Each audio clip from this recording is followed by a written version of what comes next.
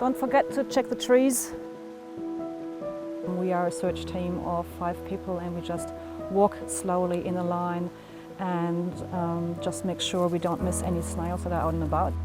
Well, the whole northwest Nelson is a really important place for snails. It's almost like a biodiversity hotspot.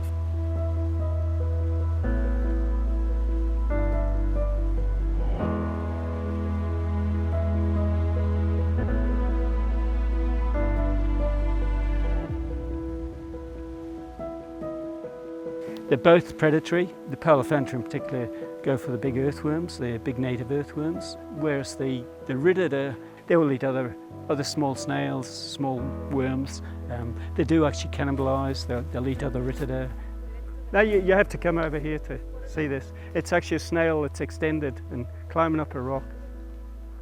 There really isn't an average night. Some nights you just won't find any snails or hardly any, and other nights there's just snails everywhere, and we've got up to about 170 snails on a night, and you're working through till dawn to try and get them all tagged. We've just found an untagged snail, and we've marked the spot we found it at and put the snail in a wee plastic container.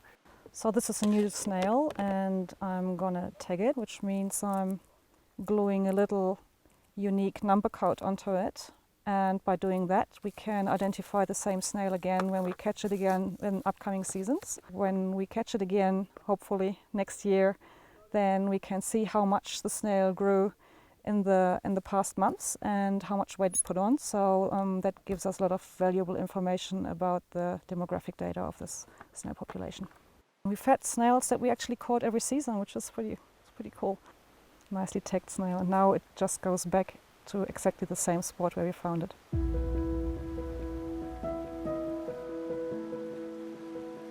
I just found a dead snail. It's one of our tagged snails. If I had to guess who killed it, I would say it's probably a weka, because you can see it's been damaged all the way through, even through into the inner worlds, and that would be typical for a weka. Well, the Rhytida do actually climb up trees, and sometimes we'll find them 1 metre, 2 metres up tree trunks. They're simply very mobile. The Powelliphanta mostly stay close to the ground. They will go up trees a little bit, but mostly they're on the ground.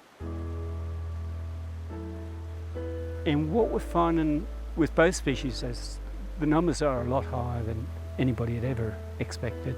We've had 3 years of monitoring on this plot, and we have seen the population virtually more than double just in a couple of years.